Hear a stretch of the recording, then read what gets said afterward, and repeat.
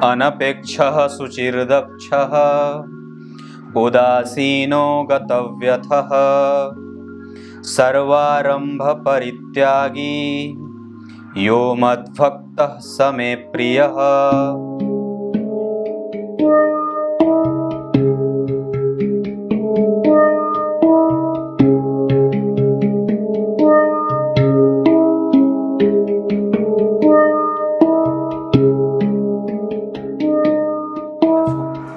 नमस्कार, एक बार फिर से उपस्थित हूँ आप सबके सामने गुरुवार के कार्यक्रम में। बुधवार के बाद सप्तम भाव से संबंधित मैंने एक कार्यक्रम बनाया था नवांश कुंडली को लेकर के, जिसमें मैंने आपसे चर्चा की थी कि नवांश कुंडली के सप्तम भाव में जब सूर्य की राशि बनेगी तो पति ऐसे होंगे, पति वैसे होंगे, आदि आदि चीजें। आज आपको मैं नवांश कुंडली में नहीं, लग्न कुंडली के सप्तम भाव से संबंधित कुछ ऐसे फल बताने वाला हूँ। 7 ऐसे फल जो बड़े अच्छे हैं और आपको आपकी मदद करने में सहायक होंगे। शुरू करते हैं आज का कार्यक्रम। कहीं नहीं जाना है, बिल्कुल बन के रहिएगा। कार्यक्रम के आरंभ में बोले गए गीता जी के श्लोक का अर्थ भी बताने वाला हूँ। कुछ सोच रहा था आप लोगों को बताने के लिए। क्या सोच रहा था अभी याद थी वो बात, अभी भूल गए। मृत्यु क्या है? हाँ, यही सोच रहा था। मृत्यु क्या है? मृत्यु वो है, कभी कभी लोग पूछते हैं ना, मर जाना मतलब क्या होता है? मर जाना मतलब जी जाना, मर जाना मतलब जी जाना, और जी जाना मतलब मरते हुए रहना। कष्ट कहाँ है? कष्ट जीवन में है, और सुख कहाँ है? मृत्यु में है। आप जी रहे हैं तो दुख में रहेंगे, अगर मर गए तो दुख का एहसास नहीं होगा, फिर आपकी आत्मा परेशान होती है। आत्मा कौन है? वो ऊर्जा जो परमात्मा के रूप में आपके शरीर में विद्यमान है, और उसका अस्तित्व ऐसे पता चलता है कि जैसे ही आपके शरीर को उसने छोड़ा, आपके शरीर का अस्तित्व खत्म हो जाता है। खत्म मतलब कुछ भी नहीं, नष्ट, खत्म। मतलब आप यूं समझ लीजिए कि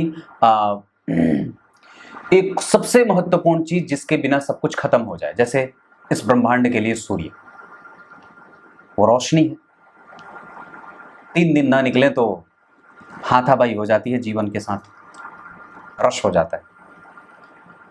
आप ऑप्शन ढूंढेंगे, विज्ञान के पास जाएंगे, बहुत सारी चीजें आप तलाश सकते हैं, पर वस्तुतः सूर्य का जो स्थान है वो कोई ले नहीं सकता। तो वो मृत्यु मतलब आप जीवित हैं, क्यों? क्योंकि आपके अंदर परमात्मा विद्यमान है। वो परम तत्व जैसे ही आपके शरीर से निकला कि आप खत्म हो गए, फिर आपका कोई वजूद नहीं होता, फिर आप नष्ट प्राय हो जाते हैं। और वो जो है वो प्रत्येक दिन बूढ़ी होती जाती है। हाँ, प्रत्येक दिन बूढ़ी हो जाए। आप बच्चा जन्म नहीं लिया उस समय से उसका बूढ़ा होना शुरू होता है, और होते होते होते होते एक समय बहुत जवान हो जाता है, तो फिर किसी को मानता नहीं, मद में रहे, अहंकारी हो जाए, बहुत सारा धन इकट्ठा करे, बहुत बहुत बहुत बहुत बड़ा व्यक्ति बनना चाहता हूँ, पूरा जो है वो डिम डिम करता रहे, ये होता रहे। और फिर उसके बाद जैसे जैसे बूढ़ा होता रहे, फिर पटखनी शुरू होती है, उसके ही बच्चे उसकी बात नहीं मानते, फिर जो है वो जनरेशन का गैप दिखाई देने लगता है। फिर आप सोचते हैं कि मैं उसके जैसा बन जाऊं, जो कि होता नहीं है। फिर आप सोचते हैं कि नहीं, मैं बूढ़ा कैसे हूं? नहीं, ये तो एज एक जो है वो संख्या है। ऐसा लोग क्या बोलते हैं आजकल के नए जो वैज्ञानिक हैं, क्योंकि हम आजकल जो है वो बहुत बुद्धिमान हो गए हैं, हमारे तर्क बड़े अजीब होने लगे, तो क्या कहते हैं, age is just a number. वाह, क्या बात है। कितनी मूर्खता भरी बात है ये। नंबर नहीं है वो आपको बता रहा है कि कब कौन से पन में कौन सा काम शुभेगा। 51 में वन को गमन करो, और उसके बाद सीधे तरीके से घर से बाहर निकल जाओ, ये बात है। पर यहाँ तो चिपकना जरूरी है। छोड़ता ही नहीं ना, छोड़ता ही नहीं है, चीजें छोड़ती नहीं है। आप बिल्कुल एकदम उसमें एकदम ऐसे जो है वो फेविकोल का जोड़ है, और प्रचार भी ऐसा ही बना देते हैं, हाँ ये फेविकोल का जोड़ है। तो वही चीज़ हम अपने जीवन पे जो है वो लागू करते थे, फेविकोल का जोड़ है देवी, छोड़ूंगा नहीं, मरते मरते रहूँगा। और रिश्तेदारों को खुश करते हैं और बताते हैं लोग, दिखाते हैं बहुत सारी चीज़ें कि मैं जो है वो 60 का हूँ पर दिखता नहीं हूँ, 70 का हूँ पर लगने नहीं दूंगा, 80 का हूँ पर आज भी जो है वो उतनी ही जवानी रखता हूँ। अरे ये मूर्खता जो है वो आज के आधुनिक बूढ़े कर सकते हैं, आधुनिक काल में जो अपने आप को बूढ़ा समझते हैं। पर वस्तुतः 50 वर्ष की अवस्था के बाद आपका गैप लेना आवश्यक होता है। छुट्टी सरकार ने दे दी तो आप भी छुट्टी ले लो, फिर आपकी जो संतति है वो खुद आपके पास आकर के जो है वो नहीं बैठेगी, और फिर आपके पास आपका पोता भी आके नहीं बैठेगा। फिर आप जबरदस्ती उससे सिंपैथी गेन करना चाहेंगे, उससे क्यों आप उसको चूमते हो? क्योंकि वो आपके पास आ जाए। और शुरुआत में जब आप जवान होते तो वही छोटे बच्चे को वो उसकी जो वजन है वो भारी लगती है। ये अर्थ है जीवन का, आगे भी बताऊंगा कभी।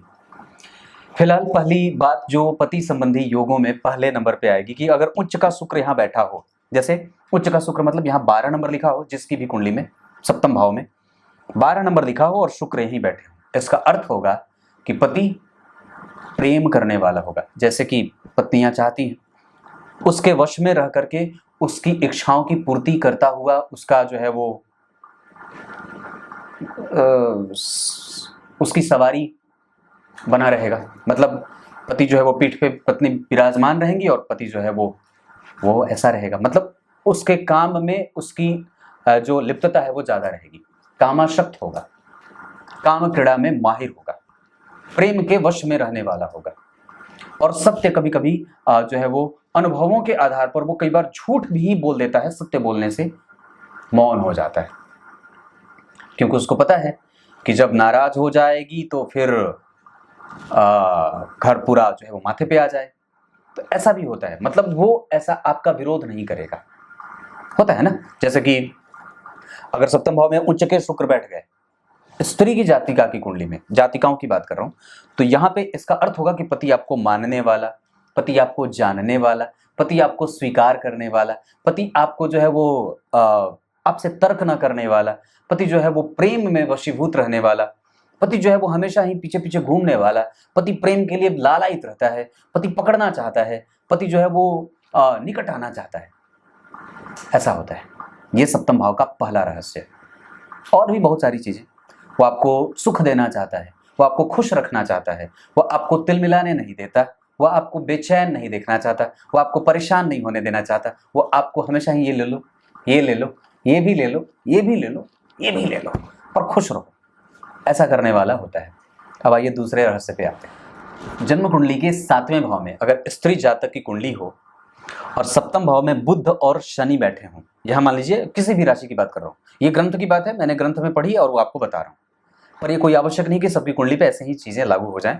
पर बात क्या है कि सप्तम भाव में अगर शनि और बुध हो तो पति के ऊपर नपुंसकता के लक्षण देखे जाते हैं। अब इसको समझते हैं, नपुंसक का मतलब ये नहीं नपुंसक हो जाए ना, नपुंसकता का लक्षण मतलब उसके अंदर स्त्रियोचित और उसके अंदर पुरुषोचित दोनों ही गुण देखे जाते हैं।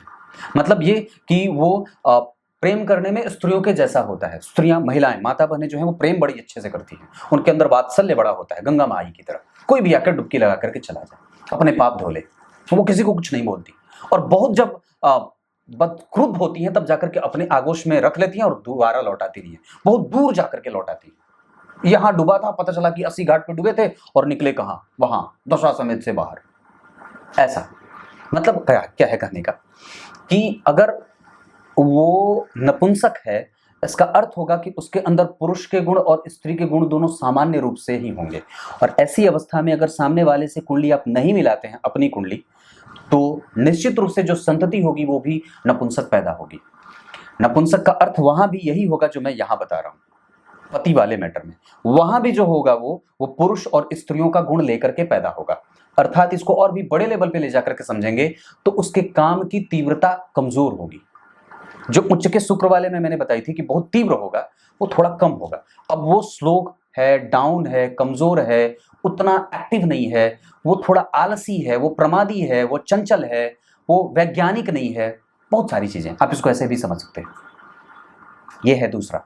अब तीसरे पे आता हूं, 8 है ना, ये तीसरा बता देता हूं। तीसरा सिद्धांत ये कहता है कि किसी भी महिला जातक की कुंडली में लग्न में अगर चर प्रकृति की राशि बने, चर मतलब चलायमान, जैसे मेष राशि चर राशि है, मेष वृष मिथुन चर स्थिर द्विस्वभाव, कर्क सिंह कन्या चर स्थिर द्विस्वभाव, तुला वृश्चिक धनु चर स्थिर द्विस्वभाव, मकर कुंभ मीन चर स्थिर द्विस्वभाव। क्लियर है? सीधे तरीके से इसको याद रखना चाहते हैं तो ऐसे याद रख लीजिए कि 3, 6, 9 और 12 जो है वो द्विस्वाभाविक है, जिसके अधिपति गुरु और बुध होते हैं। बाकी के जितने ग्रह हैं, जैसे बाकी की जितनी राशियां हैं उसमें से बचती हैं जो, उसमें से चर हैं और स्थिर हैं।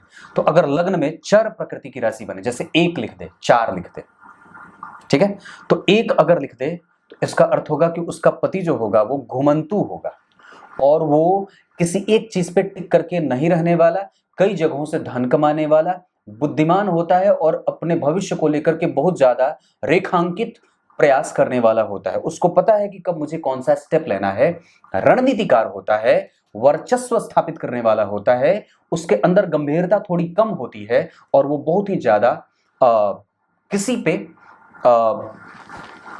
जैसा होता ना कि किसी के ऊपर जो है वो भारित नहीं होता, वो रिस्पॉन्सिबल है, उसको पता है कि मुझे ही ये करना है और ये काम मैं ही कर सकता हूँ। मतलब जुझारू प्रवृत्ति का है, खरी बोलने वाला, ऐसा मजबूत इच्छा शक्ति का, दृढ़ कृतज्ञ, एकदम प्रतिज्ञ है ऐसा।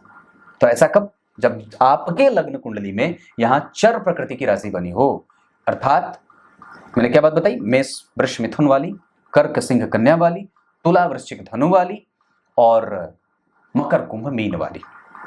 अगर इन राशियों का निर्माण यहां हो रहा हो तो ऐसा पति मिलता है। अब चौथे सूत्र पे आते हैं।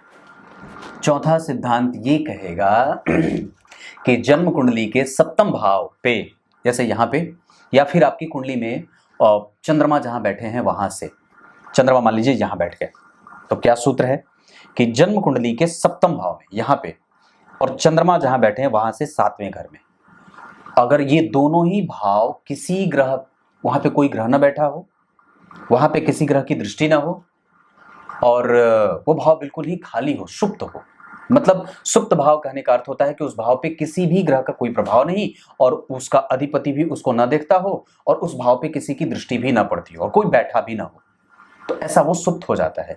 तो अगर आपके कुंडली में, आपके चक्र में, जन्म चक्र में अगर सप्तम भाव पे ऐसी ही स्थिति का निर्माण हो रहा हो जहां कोई बैठा ना हो, किसी की दृष्टि ना हो और यहाँ पे कोई भी हलचल ना हो, और ठीक वही बात कि चंद्रमा से 7 घर आगे भी वही स्थिति बनती हो कि कोई ना तो बैठा हो ना तो कोई देख रहा हो, या कोई खराब ग्रह बैठा है, कुपात्र बैठा है, मतलब अच्छे घर का अधिपति नहीं बैठा है, तो पति निंदित कृत्य करने वाला होता है और वो भरोसेमंद नहीं होता।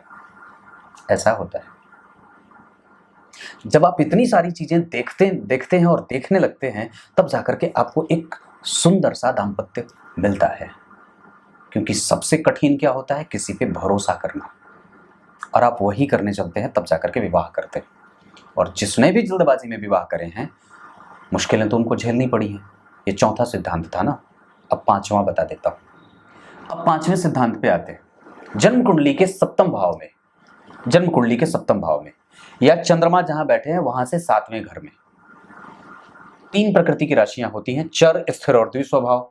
तो अगर जन्म कुंडली के 7वें भाव में और चंद्रमा से 7 घर आगे अगर चर प्रकृति की राशि बनेगी तो व्यक्ति का पति परदेश में रहने वाला होता है, मतलब वो दूर जाकर के रहेगा।